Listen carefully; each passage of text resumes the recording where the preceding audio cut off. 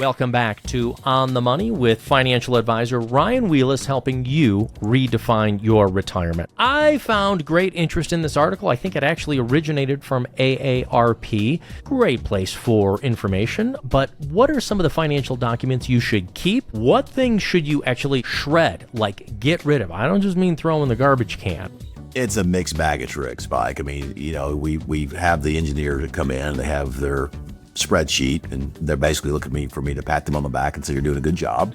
And, that doesn't tell me much, right? Your spreadsheet, okay? If you want my help, I need to take a deep dive into what you have. Let's see how it's all working together and see if there's any holes in the situation. Like, give a good example of this.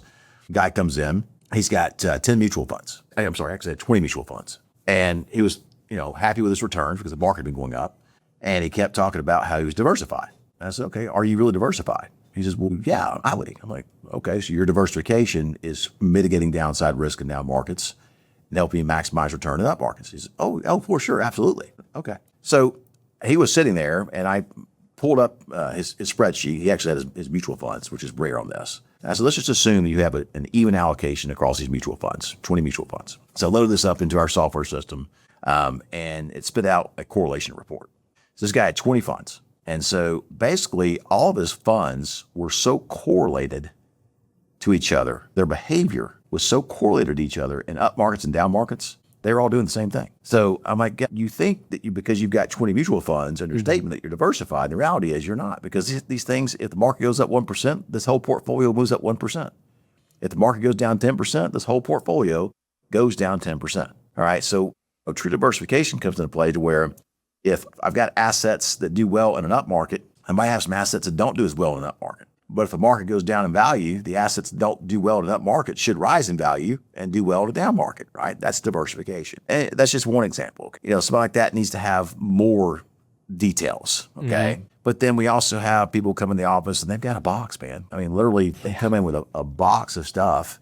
And they've got stuff all over the place. I mean, I've got a client that's $11 million in net worth, largely liquid assets, by the way, investable assets. And they have money at like 15 financial institutions. Is that because he thinks he's diversified by having different people helping? They get scared. They don't understand that the insurance coverage is the same with their SIPC, right? Mm-hmm. But they get concerned about having all their eggs in one basket. I'm like, okay. And this person asked, what's your annualized return over the last 1, 3, 5, 7, and 10 years? You know what they said? I have no idea.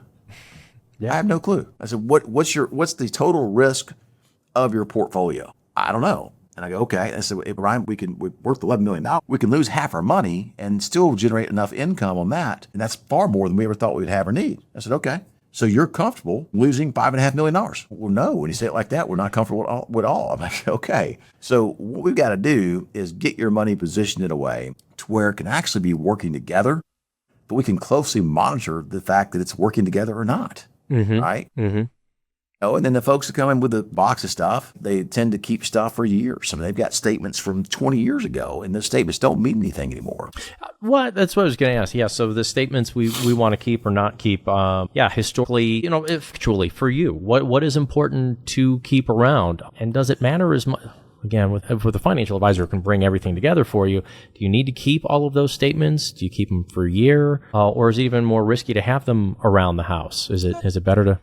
I think the statement might go 3 months back, because all these custodians today have online access. It's way more robust than statements are. And I think if you're getting paper statements, that's okay. Some people just aren't savvy with the email, and they don't trust it, and hey, that's okay. That's your prerogative. But should you keep statements from 20 years ago? No, that doesn't make any sense at all. Okay. But to get rid of that stuff, I want you to shred it or burn it in the fireplace or the fire pit out back. If you're in Texas, we get a lot of those, by the way.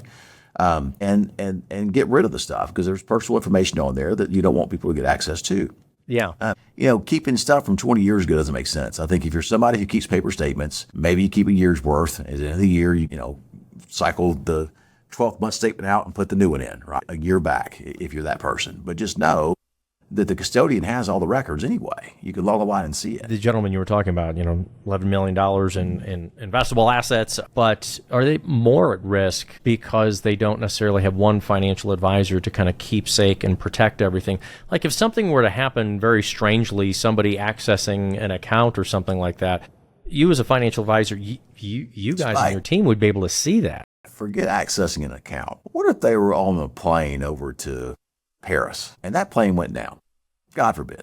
Okay. How in the heck is their heirs going to find out about all the money they have at 15 different places? Mm-hmm. More importantly, they have a trust. And guess what we found out on the trust? And the beneficiary designations on the accounts of the custodians? Nearly none. I think there's 1 or 2 out of 15 accounts pointed as beneficiary designations to the trust. And I'm like, guys, you guys have taken the right steps, but nobody's helped you put this together before. Mm-hmm. And if you guys were to die in a common accident right now, what you think is going to happen with your money ain't going to happen with your money. And that's some scary stuff because you got heirs. This is not a small amount of money. It's sizable. It's life-changing money for 3 kids, by the way, who one's doing well, one's doing okay, and one's not doing well at all. But you leave an unplanned estate to these kids and your family will never speak to each other again. The knives come out. It's crazy, right? Yeah.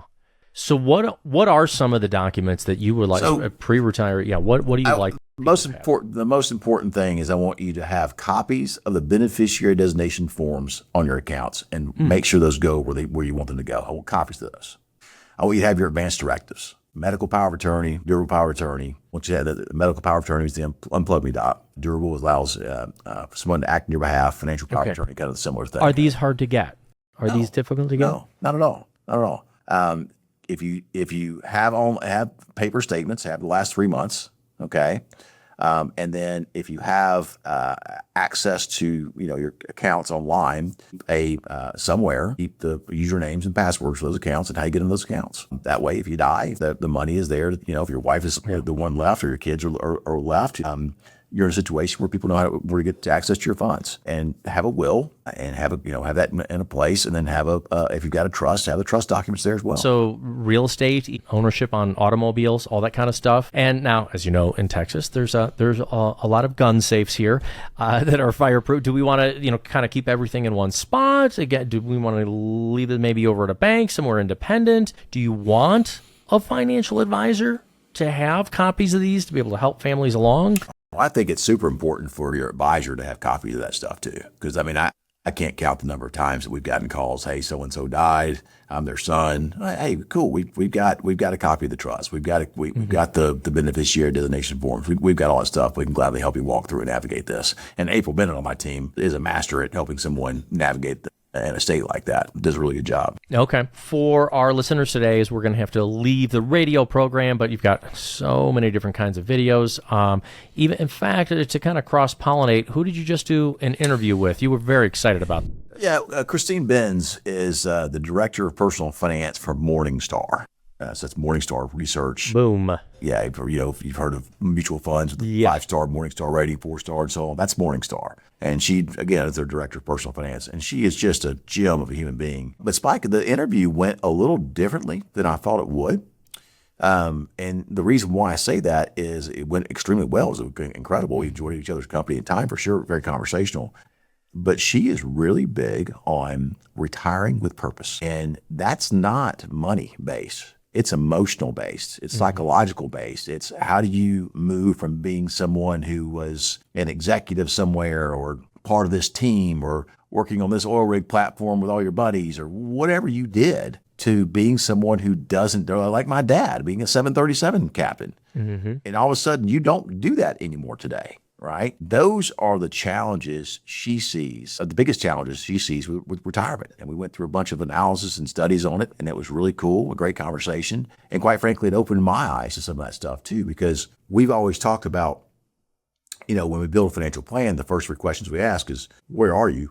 Who are you with? And what are you doing? And then once we answer those 3 questions, we begin to figure out what the cost of that vision is. Once you have the cost, we look at your asset base. How do we make that asset base cover those costs, growing for inflation, cost of investments over time, and get you to where you need to go, which is enjoying your life and not having to worry about retirement, right? Yeah. So it's a very, very fascinating conversation. You can check it out on the YouTube channel, which is Redefine Retirement with Ryan Wheless. It's not posted yet. It'll be posted here in the next week or so. But check it out. There's also, I've got Ed Slott on there. I've got Tom Hegna on there. I've got Larry Kotlikoff on there. A bunch of great information on that podcast channel for sure. I brought the flaps down to full. I brought our airspeed down. Why don't you go ahead and pull down the landing gear, Ryan? We're going to have to leave today. Well, how do folks get in touch? The landing gear goes down first. So it's flaps, landing gear. Oh, I did it flaps, wrong. Okay. And the airspeed, you want to be at reference speed plus 10 knots. Is typically the way it goes. And if there's wind, you want to be reference speed in 15 knots. Now, the folks listening, it's kind of funny that Spike wrote a whole script for the show today. We didn't talk about any of that. We'll do it next week. But I think the point of the show today is we just don't know. We don't know. So reach out, get connected. If your advisor's not having a conversation with you about documents and trust work and legacy planning, or not talking to you about structured notes or private equity or private credit or crypto, that sort of thing, reach out to us. Check us out. We're here to help. That number is available all throughout the week, but especially here on the weekend, or if you're driving around, just plug in that number right now. You can call it later if you want to, but make sure you do call it. A second opinion doesn't cost you anything here from the team from Allied Wealth and Ryan Wheless, 844-944-7555. Call and ask for your free written financial plan, or text us the word plan at 21000. That's 21000, the word plan. Ryan Wheless, thank you very much. Thank you all for listening. We'll be back next week.